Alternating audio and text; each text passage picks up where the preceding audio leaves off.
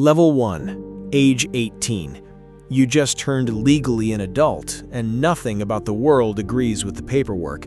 You walk into a bank to open your own account, and the teller looks past you to see if a parent is standing behind you. There isn't one. She hesitates anyway, just for a second, but you notice it.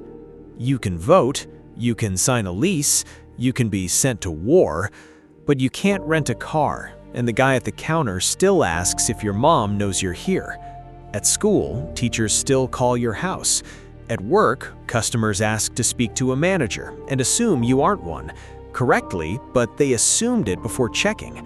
You get carded buying a lottery ticket you're legally allowed to buy. The cashier squints at your ID like it might be a forgery, even though your face matches the photo exactly. Nobody is being cruel, they're just applying a rule they learned before they ever met you. A rule that says 18 means almost, not yet, not really. You feel the gap between what the law says you are and what the room decides you are, and the room wins every time. A friend older than you by 2 years walks into the same bank and gets waved through without a second glance. Same paperwork, same forms, same signature line. Different reaction entirely. The first rule, at 18, you're an adult on paper and a kid in every room that matters. Level 2. Age 22. You graduate with a degree and a stack of qualifications nobody asked to see. You walk into an interview, over-prepared, and the interviewer glances at your resume, then at your face, then does the math out loud without meaning to. You answer a technical question correctly and watch someone's eyebrows lift. Not with respect, with surprise. Surprise is not a compliment. It means they expected less. You get hired, eventually, at a salary that assumes you'll be grateful just to be included. You sit in meetings where your idea gets repeated by someone older 30 seconds later, and suddenly it's a good idea. You don't say anything. You've learned already that saying something makes you the problem, not the point you made. At family gatherings, relatives ask when you're getting a real job, as if the one paying your rent is a placeholder. You nod along because arguing costs more than it's worth. You start keeping a mental list of moments where your age got noticed before your work did. Not out of bitterness exactly, more like evidence you're quietly gathering for a case you hope you'll never have to make out loud. The second rule, at 22, your competence is real, but nobody trusts it until someone older repeats it back to them. Level 3. Age 28. Something starts to shift. Not everywhere, just enough to notice. A client calls and asks for you specifically, not your manager. You catch yourself being asked a question in a meeting instead of just being talked past. You still get mistaken for an intern once, in an elevator, by someone who apologizes too quickly once they realize their mistake. And the apology tells you everything about what they assumed a second earlier. You buy your first car without a cosigner, and the salesman treats you like a customer instead of a kid wasting his time. Small proof, but proof. You start noticing colleagues 5 years younger repeating the same mistakes you made, and you resist the urge to say something because you remember exactly how it felt to be corrected before you'd finished the sentence. Doctors start listening a little longer before interrupting. Landlords stop asking for a cosigner. Nothing dramatic happens at 28. It's just the slow accumulation of rooms that stop doubting you first and start doubting you second, if at all. The third rule, at 28, you haven't earned full trust yet, but you've stopped starting every conversation from zero. Level 4. Age 35.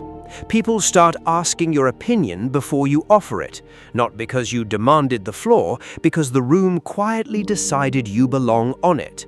A junior colleague asks for advice and actually writes down what you say. You walk into a meeting and nobody checks your badge twice. Nobody assumes you're lost. Nobody asks if you're in the right room. You mentor someone now, formally, on paper, which means the system has decided your experience is worth transferring to someone else.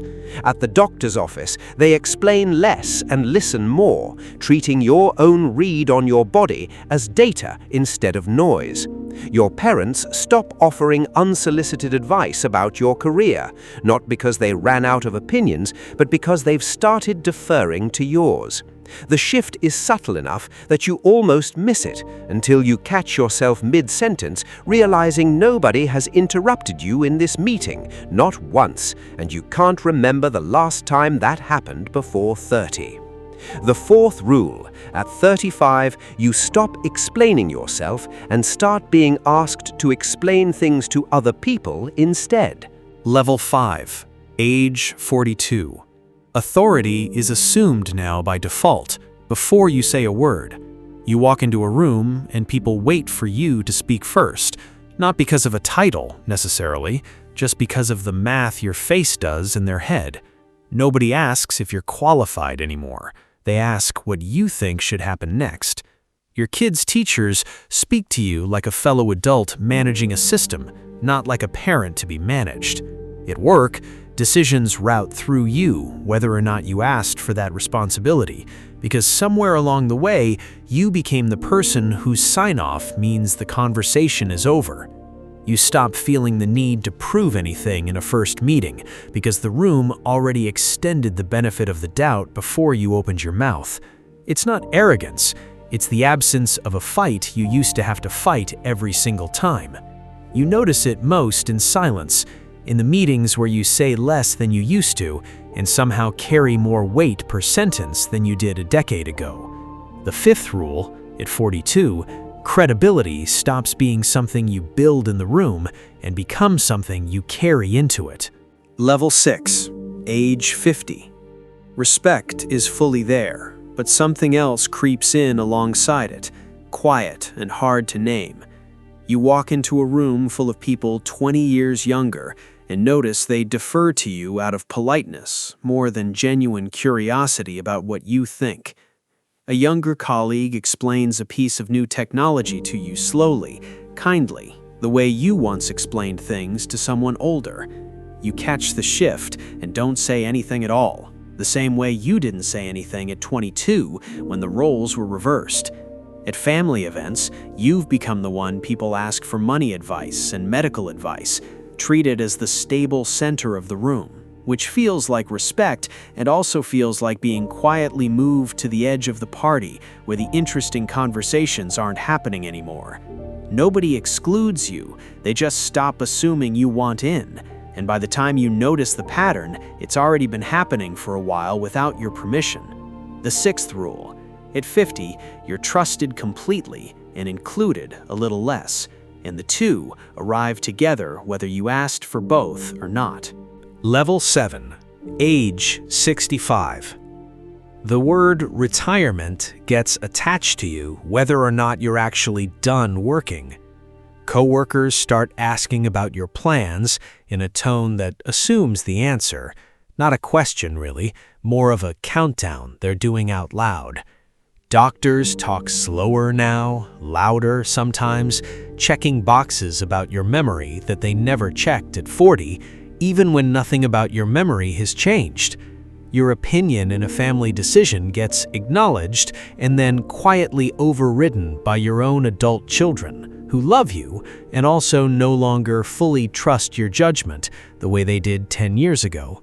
You walk into a store and a young employee explains something to you at a volume calibrated for someone who might not be following. And you are following, completely. You always were. The competence never left. The assumption did. You catch yourself repeating information twice, slowly, not because anyone asked you to, but because you've absorbed the room's expectation of you before they've even said a word. The seventh rule: at 65, the world stops asking what you can still do and starts deciding for you what you probably can't. Level 8, age 80. You are either a keeper of wisdom people travel to visit or a body to be managed. and there is very little space left in between. Grandchildren ask you real questions now, the kind adults ask other adults, hungry for a version of history they can't get anywhere else.